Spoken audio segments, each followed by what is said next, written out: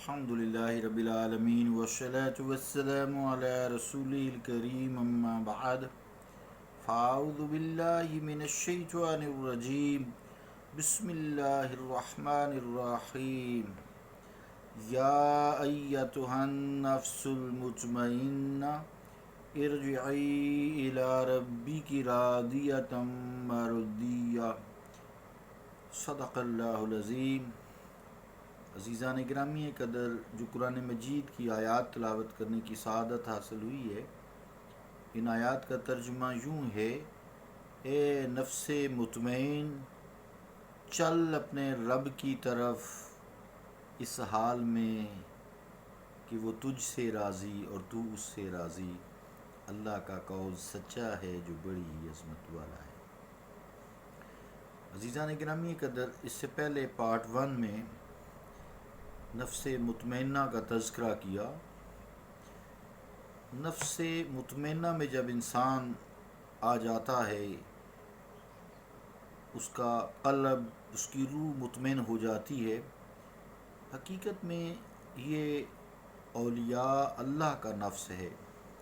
کیونکہ وہ مطمئن ہوتے ہیں، اور ولایت نبوت کی پہلی صفت ہے کہ ان کا دل نبیوں کا مطمئن ہوتا ہے۔ تو ولایت کامن ہے، جو لوگ اللہ والے ہیں، جن میں رسول ہیں، صدیقین ہیں، صالحین ہیں، اولیاء کرام ہیں، یہی ولایت صغریٰ ہے۔ عزیزان گرامی قدر، یہ جو انسان کو نصیب ہوتا ہے نفس مطمئنہ کا پھل، کوشش سے اور اللہ تعالیٰ کے فضل و کرم سے خصوصی طور پر اسے ہی فنا فی الرسول کا مقام کہتے ہیں۔ ولایت صغریٰ بھی اسی کا نام ہے۔ اس کی حقیقت اس طرح ہے کہ جب کسی شخص میں اللہ رب العالمین کی عطا سے خلقی اور وہبی، یعنی تخلیقی طور پر اس کی کوشش سے جب انسان کوشش کرتا ہے، ریاضت کرتا ہے، مجاہدہ کرتا ہے، کسی طور پر بھی، یعنی کسبی طور پر بھی، بہت ساری راستے ہیں نا، والذین جاہدوا فینا لنہدینہم والذین جاہدوا فینا، وہ لوگ جو ہماری طرف کوشش کرتے ہیں، لنہدینہم سبلنا، ہم انہیں اپنے راستوں کی ہدایت کر دیتے ہیں۔ یعنی کسی طریقے سے بھی جب اللہ رب العالمین کسی بھی راستے سے اس پر ملاکوتی قوت کا زور ہو جاتا ہے، زور عطا ہو جاتا ہے، قوت آ جاتی ہے، اور اس کے مقابلے میں جو اس کی خصلتیں ہیں، جنہیں ہم بہیمی قوت کہتے ہیں، جو درندوں میں، جانوروں میں ہوتی ہے، وہ بالکل زیر ہو جاتی ہے۔ ملاکوتی یعنی نور والی قوت جو ہے وہ غالب آ جاتی ہے، اور جو جانداروں والی، جانوروں والی قوتیں ہیں، وحشیوں والی قوتیں ہیں، وہ مغلوب ہو جاتی ہیں۔ ملاکوتی قوت جو ہے اس پہ حاوی ہو جاتی ہے، ان سب پہ۔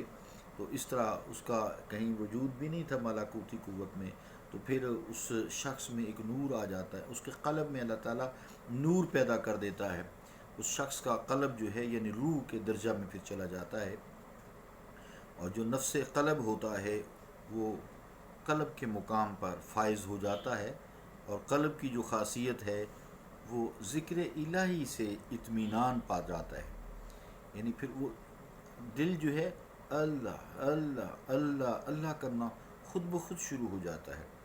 جب بھی وہ کوئی ایسی چیز دیکھتا ہے جو شریعت کے خلاف ہے، تو دل خود بخود اس کو اللہ تعالیٰ کی طرف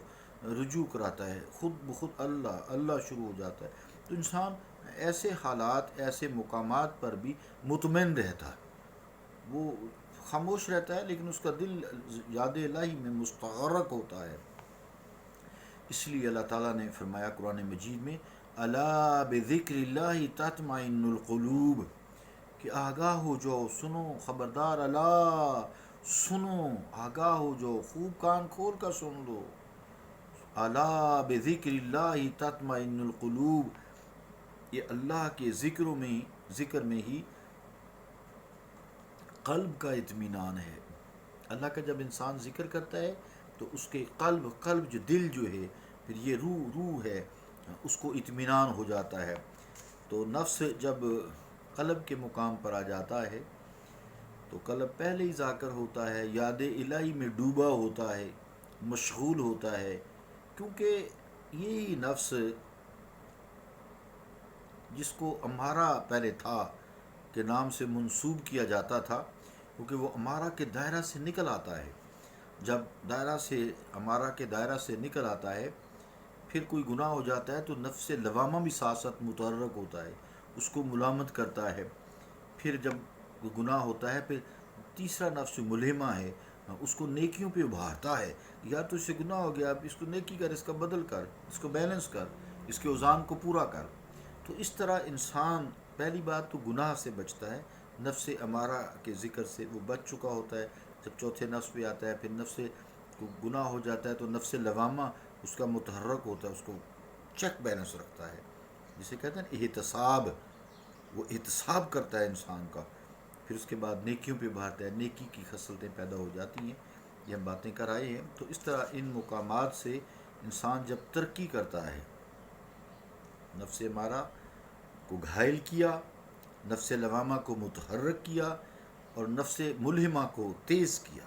ایکٹیو کیا نیکیاں کرنے میں،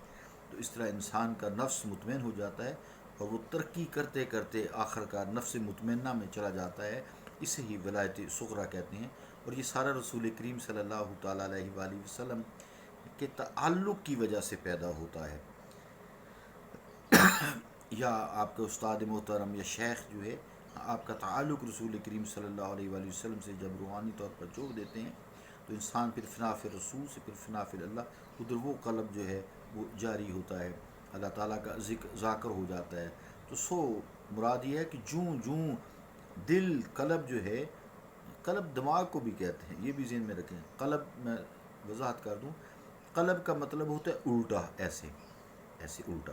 آپ دماغ کو دیکھیں نا، یہ انسانی دماغ کو دیکھیں، یہ ایسے ہوتا ہے، ایسے لگتا ہے جیسے یہ الٹا رکھا ہوا ہے، الٹا سیدھا ہی ہے، لیکن کھوپڑی میں ایسے لگتا ہے جیسے الٹا رکھا ہوا ہے۔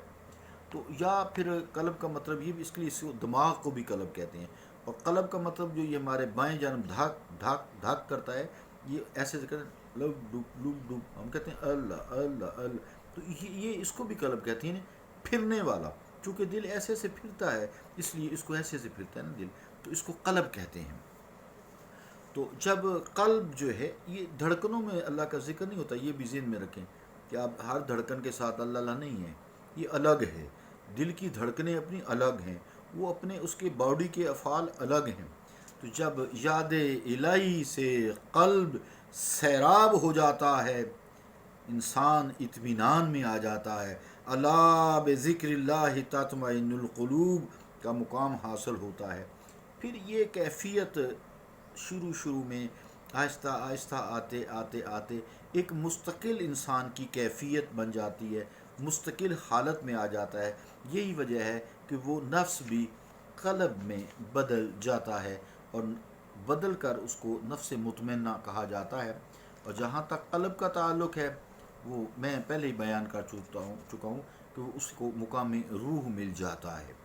اس طرح کی ہم کہتے ہیں شفلنگ، انگریزی میں کہتے ہیں شفلنگ ہو جاتی ہے انسان کی۔ دیکھیں وہاں بھی کوشش ہے، انسان ریاضت کرتا ہے، مجاہدات کرتا ہے، اللہ تعالیٰ کو یاد کرتا ہے۔ تو قلب، یہ میں اگلے پارٹ میں آتا ہوں اس کو